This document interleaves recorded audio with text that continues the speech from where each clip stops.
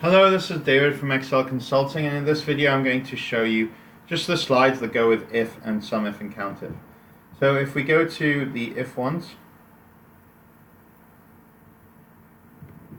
I'm going to go through them as if I was teaching the class. So, formulas often have exceptions.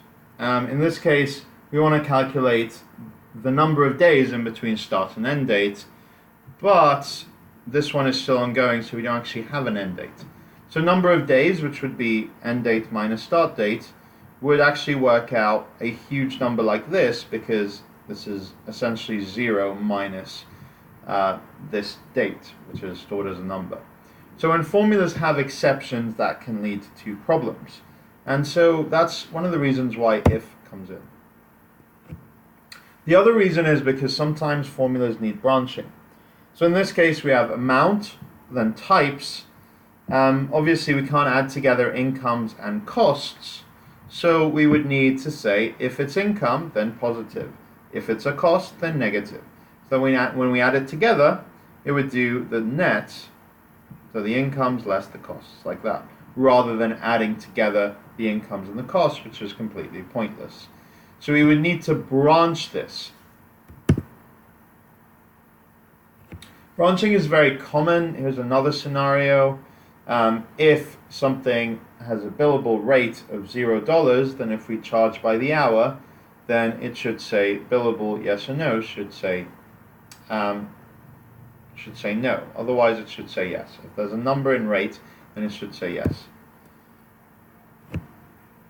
In general with Excel, it's best to have a consistent formula in one column. So this is a badly drawn up Excel column, where you have this cell plus this cell plus this cell. Well, here we have an exception. I don't know why, but we're adding 70 to it. Or otherwise, when there's a branching and this is not applicable, we just type over ourselves the number 0. This is very bad Excel etiquette, because what should happen is that we have one formula that accounts for all of these cases. So this is where an if formula would come in. We would say if this column has exception in it, or something like that, then we add 70. If it has NA, then we would just give the number 0. But we give scenarios for what happens with exceptions or branching.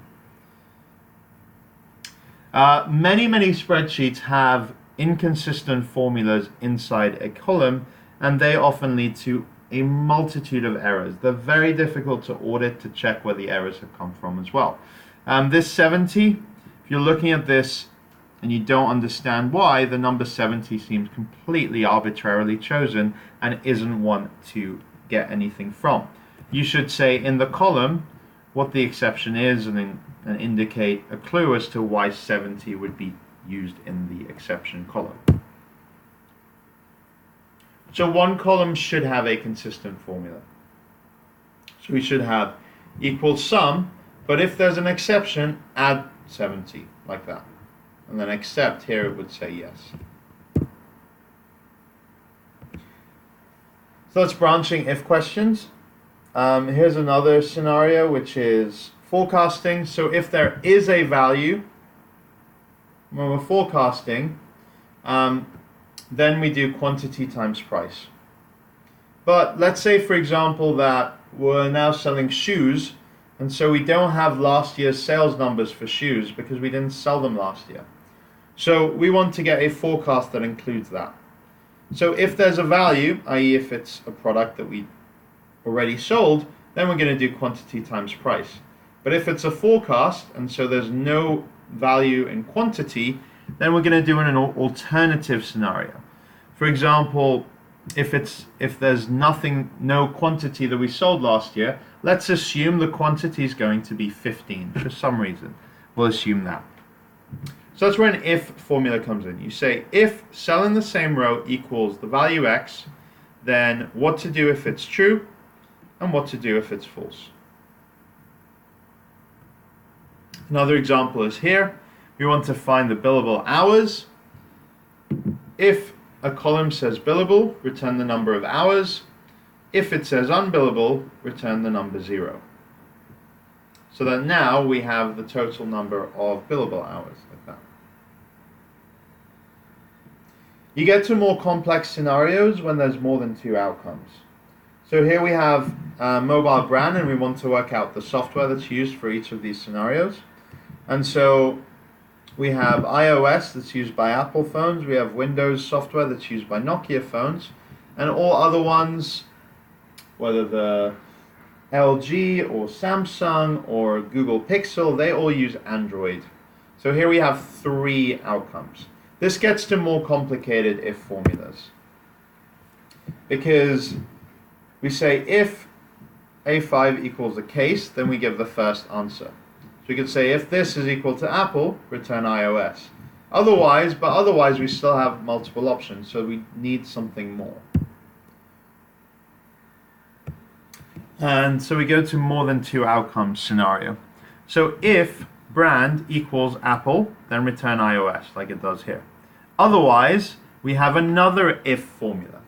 Otherwise, if brand equals Nokia, return Windows. And if neither of those are true, then return Android. So the value of false in the first if question becomes another if statement.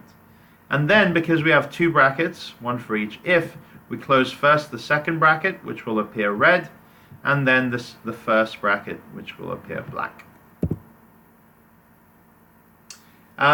If you are using that scenario, you can also alternatively use a VLOOKUP table. So here is an example.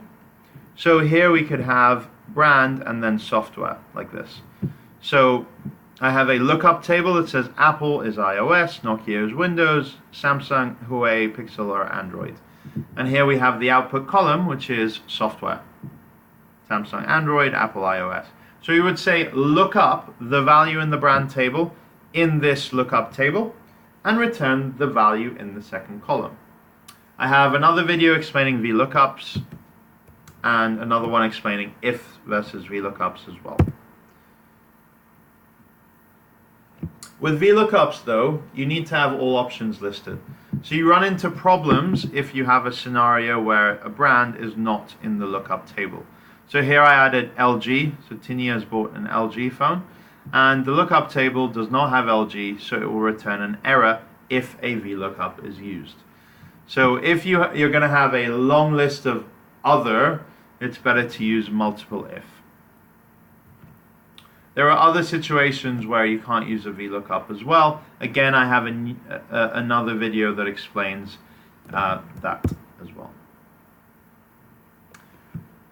Switch is better than if though.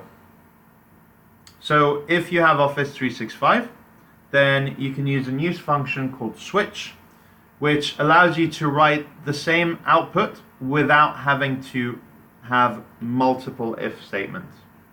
So if you have 3 scenarios, you need 2 if statements. If you have 4 scenarios, you need 3 if statements, etc. But with switch, you could just have one function and put them all in that one. So it is easier to write. Again, my other video shows that as well. It's worth saying that switch formula is only available for Office 365 or Office 2019. All right, let's go to SUMIFS and COUNTIFs. So let's say that you want to get some totals here. So we want to know the total for James. So we want the sum for James. So James is 2 plus 3 plus 5 plus 8 plus 10, which is 28. Let's say we want to know the total for the training project. Training is 10 plus 3, so that is 13. So this is where you would use a SUMIF. You would say that you want to know a sum based on criteria. You could then also say that you want a total of James in training. This has only one entry, so that's 10. But for example, James in accounting is 3 plus 8, so that is 11. Is 11 like that. So you could have two filters. You could have employee equals James and project equals accounting, and then it will do the total of both. This is what we're going to get to, something called SUMIF. You also have a COUNTIF formula as well. So let's say you want to know how many times James is mentioned. So you don't care about how many hours he has, just how many instances has he worked at all. So 1, 2, 3, 4, 5. So James has 5 rows in the table, basically. You could say, how many rows does hospital have? 1, 2.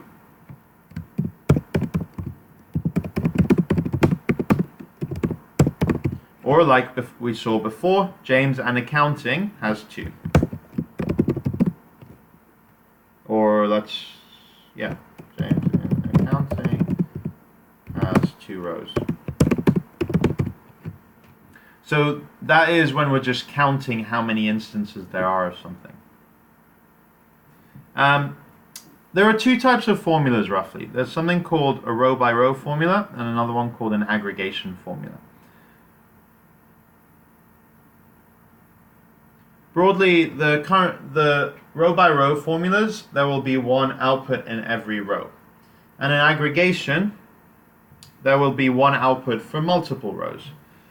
So the inputs would be in the current row for the row by row ones, and then the output would be 1 per row.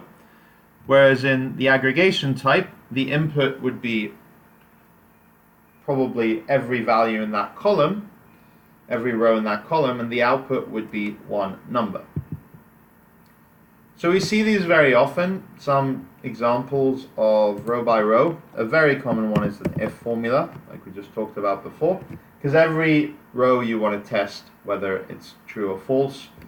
Some other ones might be round or, just like plus or minus. So equals B4 minus C4. And then as we drag that down, we want it to be B5 minus C5, etc., etc. Aggregations, on the other hand, the most common one is sum equals sum. And that will say I want to sum up the value for every row and return one result. Other very common ones are equals average or equals count or count A, which is actually more useful than count. There's even one called equals aggregate, which is a very little used formula that I really, really love. I encourage you to check it out and learn it. So SUMIF and COUNTIF, they can give you the total based on criteria. So let's say you want to know the revenue from all chairs. So you have one column for item and one column for revenue, and you want to exclude the revenue from, say, tables or the revenue from beds, but only include the revenue from chairs in a manufacturing business, for example. Or you want to have a sum of the total stuff in CMRE. So let's say you have a column for city, a column for staff, and you want a sum of the total people who are in the CMRE office. COUNTIF is more about counting the number of instances. So let's say you have a list of, let's do this one. Let's say you have a list of provinces and a list of, a list of provinces and a list of animals. And you want to say, give me only for Ratanakiri, give me all the elephants. So filter out anything that's not an elephant and give me a count of the elephants in Ratanakiri. But then you could also have another formula which could give you the number of elephants in Mundalkiri or in Krache or something like that. It's basically filtered aggregations. COUNTIFs and SUMIFs are filtered aggregations. So here's an example in practice. We see here that we want to know, in Laos, we want to know the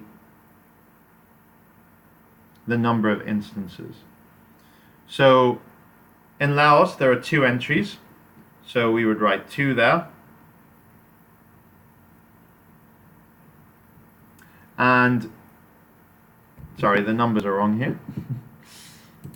The COUNTIF would be 2 because there's 2 items. SUMIFS would be 23 plus 9, which is 32, not 23, the other way around. Then the average ifs. So average would be the average of these 2 numbers. So that would be